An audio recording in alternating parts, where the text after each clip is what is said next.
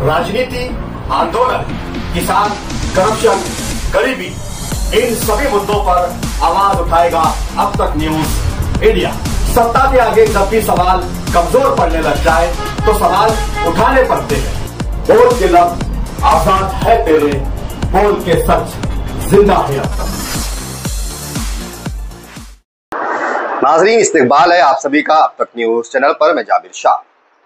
नाजरीन, आज हम बात करेंगे मालेगांव शहर के शहीद अब्दुल हमीद रोड पर रहने वाले एक नौजवान जो ऐसा है कई सालों से अवाम के बीच अपनी खिदमत को अंजाम दे रहा है।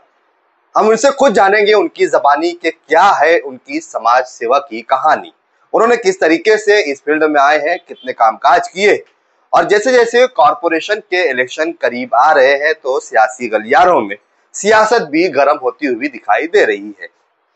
क्या उनकी इस आने वाले कॉरपोरेशन में इलेक्शन लड़ने की तैयारी है या फिर सिर्फ अपनी समाज सेवा की इस कहानी को आगे बढ़ाना है? आइए मुलाकात करवाते हैं आपकी मालेगांव शहर के सबसे युवा और नौजवान इस वक्त सियासत में कदम रखने की दावेदारी है या नहीं है। बात कर रहे हैं फारूक मेंबर, जिन्हें लोग फारूक कालिया के नाम से जानते हैं। आइए मुलाकात करते हैं फारूक भाई से।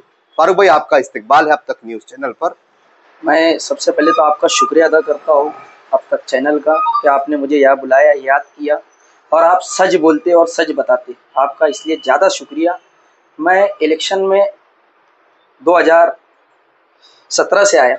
मैं इलेक्शन में तो कई सालों से था, लेकिन मेरे लीडर शेख रशीद साहब हम लोगों को लेके चला करते थे और वो एक गरीबी की अय्याम वाली हम लोगों को कहानी बताना और गरीबों की किस तरह मदद करना वो हमको सिखाया करते थे और हम उन्हीं के कामों को नक्शे कदम पे चलते थे और गरीबों की किस तरह मदद करना, गरीबों के काम कैसे आना। फिर शेख रशीद साहब हर वक्त बोलते थे कि आप ज़मीन से जुड़े हुए लोग हैं और गरीबी हर वक्त तो अपने अंदर एहसास रखना कि आप उन गरीबी देखे हुए लोग हैं और गरीबों की मदद करना। तो शेख रशीद साहब हम लोगों को बार बार सिखाया करते थे, समझाया करते थे कि मैं गरीबी को ही पसंद करता हूँ और गरीबी मेरी सबसे अच्छी निशानी है। और वो गरीबों के ही लीडर थे शेख रशीद साहब और हम लोगों को बहुत काम सिखाया उन्होंने। दर्शकों, फारूक भाई जिस तरीके से बता रहे हैं कि वो शेख रशीद साहब के नक्शे कदम पर चल रहे।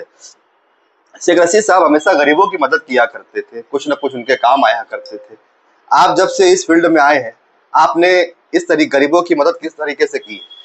मैंने गरीबों की मदद साहब जिस तरीके से किया करते थे, बन मुट्ठी, कभी किसी को पता ना चले, तो हम लोग भी उसी तरीके से साहब जिस तरीके से मदद करते थे, हम कहीं ना कहीं हमारी छोटी मदद रहती थी, लेकिन साहब ने हम लोगों को इतना प्यारा सिखाया कि गरीबों की एक अंधेरे में जाके मदद करना, बन मुट्ठी करना, किसी को नहीं दिखे, सिर्फ अल्लाह देख रहा है, यही तरीके से मदद करना। एक हाथ से दिए तो दूसरे हाथ को एहसास नहीं होने देना, ये शेख रशीद साहब हम लोगों को सिखाया करते थे। अल्हम्दुलिल्लाह मैं सोशल फील्डों पर कभी उतरा हो तो मेरे लीडर शेख रशीद साहब ने ही मुझे उतारा है। और मैं आज जो इलेक्शन का दावेदार हूँ, जो पहले वार्ड नंबर 6 था, अभी 7 हुआ है। शेख रशीद साहब ने 17 के अंदर मुझे वहाँ पर जब पैनल गिर गया था, वहाँ पर हमारे 4 उम्मीदवार हार गए थे कांग्रेस पार्टी के उस वक्त। तो शेख रशीद साहब ने बोले कि फारूक यहाँ पर अपने 28 मन उम्मीदवार बोल के मैदान में उतर, लोगों के काम कर, गरीबों के काम आ। शेख रशीद साहब ने मुझे मैदान में उतारा और मुझे वादा किया कि मैं तुझे कहीं ना कहीं उम्मीदवारी दूंगा। और शेख रशीद साहब हर वक्त तो सोचा करते थे कि जमीन के आदमी को आसमान पे कैसे भेजूं और ये कारपोरेशन जाके गरीबों की मदद करे, गरीबों का काम करे। मेरी कोई रोजी रोटी कारपोरेशन से ताल्लुक से नहीं रहेगी, मेरा राजकारण कोई रोजी रोटी नहीं। अल्हम्दुलिल्लाह मेरा कारोबार है, मोड़ की दुकान है, अनाज का हम लोगों का धंधा है, लेकिन एक जज्बा है कौम का कि लोगों के लिए हम काम ज़्यादा से ज़्यादा कैसे करें। और आज भी अल्हम्दुलिल्लाह फील्डों पे हम लोग काम करे गए। शेख रशीद साहब के नक्शे कदम पे, उनके तरीके पे हम लोग आज भी अल्हम्दुलिल्लाह काम वार्ड के अंदर करते हैं, पूरे कुसुम्बा रोड पे, शहीद अब्दुल हमीद रोड पे साला बसाना। कोरोना के टाइम से आप ज्यादा एक्टिव हुए, क्या आपको बता सकते हैं कि किन किन कामों को आपने अंजाम दिया? कोरोना के अंदर अल्हम्दुलिल्लाह किट का नाम देने वाला भी कहीं ना कहीं फारूक कालिया था। लोग जब 21 के अंदर, जब 21 तारीख को लॉकडाउन लगा था और मैं 23 तारीख को रोड पे आया था, जो हमारा इलाका जो गणेश नगर है, कहीं ना कहीं वहाँ पर रोज लाने ले जाने वाले बंगार का धंधे पे जाते हैं बेचारे, रोज लाते थे, रोज ले जाते थे, कहीं ना कहीं कमजोर ना पड़े, इनके घर पे चूल्हा जले या ना जले। तो हमने 21 तारीख को रोड पे आके लोगों की मदद की। जब उसको एक वीडियो हमने फेसबुक पे डाला, सिर्फ किट की, किसी को देते हुए नहीं डाला, तो लोगों ने पूछने लगे कि ये क्या है, ये किस तरीके की मदद है। तो हमने बताया भाई किसी को तेल है, चावल है, गेहूँ है। तो इस तरीके से हमने लोगों को लॉकडाउन में काम किया और जीवन हॉस्पिटल पे जब पहली डेट हुई, कमालपुरे से सैयद नईम का इंतकाल हुआ था लड़के का, तो वहां पर ऐसी पोजीशन थी कि उसकी मैयत कोई उठाने वाला नहीं था। तो मैं उस वक्त तो शफीक एंटी करेक्शन के साथ पहुंचा।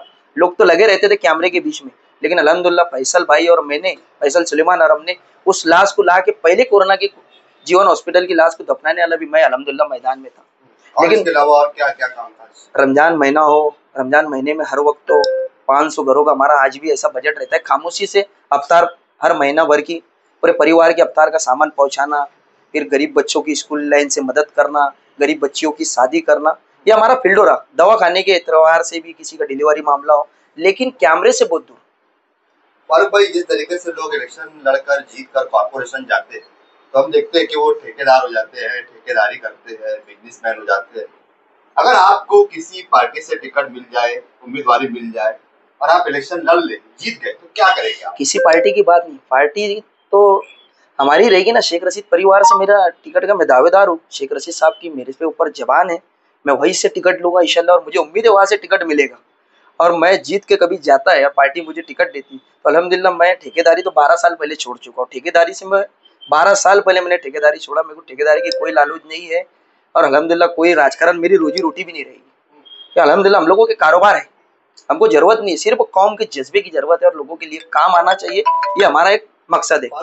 क्या वार्ड की आवाम आपकी उम्मीदवारी को लेकर मुतमईन है कि वो चाहती है कि आप नगर सेवक का इलेक्शन लड़ें? अभी 2 रोज पहले मैंने एक मीटिंग लिया था, छोटी मीटिंग, बहुत नहीं के बराबर लोगों को याद किया। अल्हम्दुलिल्लाह लोगों ने मेरे को मैसेज किए कि हम लोगों को क्यों नहीं बुलाया, और हर आदमी से मैंने मशवरा लिया कि मैं इलेक्शन लड़ूं या ना लड़ूं। मैंने 2017 में भी ये मशवरा लिया था, पहले मेरे घर से स्टार्ट किया था, मेरे मोहल्ले से, मेरे इलाके से। तो अब वार्ड नंबर पहले 6 था, अभी वार्ड नंबर 7 हो गया। कई अवाम के मुझे फोन आ रहे कि आप इलेक्शन के हकदार है, आप लोग फील्डों पे काम करते, आप बिंदास इलेक्शन लड़ सकते, हम आपके साथ हैं, आपके सामने इंशाल्लाह साना बसाना आपके साथ खड़े रहेंगे। अच्छा, तो ये वार्ड की आवाम की भी इच्छा है पूरे तरीके से। मैंने एक मामूली मीटिंग किया तो उसके अंदर 400-500 लोग आ जाना, और लोगों की नाराजगी बताई कि हम लोगों की मीटिंग के लिए क्यों नहीं याद किया तुमने। हम लीडर तक के जाएंगे, हम तेरी बात पहुंचाएंगे कि ऐसे ही उम्मीदवार चाहिए जो फील्डों पे जमीनी लेवल पे काम करते। अगर किसी वजह से आपको टिकट नहीं मिलता है तो क्या करेंगे आप? नहीं, मुझे उम्मीद है पार्टी जरूर टिकट देगी। क्यों, हमने पार्टी के लिए काम किया, और कोई ऐसा उम्मीदवार नहीं वहां पर कि जो पार्टी के लिए 20 साल पुराना है और उसकी वजह से हमारे लिए टिकट कट जाए। कोई नया आदमी आके हमारे सामने टिकट मांगे तो हम किसी के बर्दाश्त करेंगे। ये अक्सर होता ही है कि जो लोग काम करते हैं उन्हें बाजू किया जाता है, पैराशूट से उम्मीदवार उतारे जाते हैं। अक्सर करके मैंने ये वक्त तो देखा है। आपने जो बात बोली बहुत अच्छी बात बोली। सोशल वर्कर 330 दिन मेहनत करता है, और एक पैसे वाला आके 30 दिन मेहनत करके सोशल वर्कर की कहीं ना कहीं मेहनत वाइबर करता है। तो लीडर ने भी सोचना चाहिए, और अवाम तो अल्हम्दुलिल्लाह हमारे साथ है, कहीं ना कहीं लीडर ने भी सोचना चाहिए कि लोगों का काम करते हैं, लोगों के साथ साना बसाना खड़े रहते हैं और लीडर के लिए भी लड़ते हैं, तो लीडर ने ऐसे लोगों का बिल्कुल ख्याल रखना चाहिए। ठीक है, ये थे हमारे साथ में फारूक कालिया साहब। अब इनसे मुख्तसर इंटरव्यू इसलिए कर रहे हैं कि हम इंटरव्यू को ज़्यादा बड़ा नहीं करना चाहते, ताकि जो असल मुद्दे हैं मुद्दे उसमें आ जाए।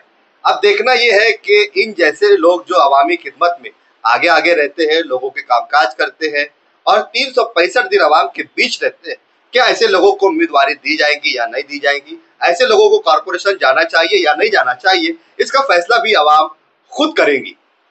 हम आप तक ऐसे ही इंटरव्यू हर दिन एक नए उम्मीदवार का, एक नए दावेदार का इंटरव्यू आप तक पहुंचाएंगे, ताकि आवाम खुद सोचे, खुद फैसला करे कि उन्हें कैसे उम्मीदवार चाहिए, उनके बीच रहने वाले या पैराशूट से आने वाले। आप देख रहे थे अब तक न्यूज चैनल। कमेंट बॉक्स में आप हमारे इस इंटरव्यू के ताल्लुक से भी अपनी राय रख सकते हैं, और अगर आपने अब तक न्यूज चैनल को सब्सक्राइब नहीं किया तो सब्सक्राइब कर बेल आइकन को प्रेस कर ले, ताकि हमारा हर आने वाला वीडियो आपको मिलता रहे। जय हिंद, जय महाराष्ट्र।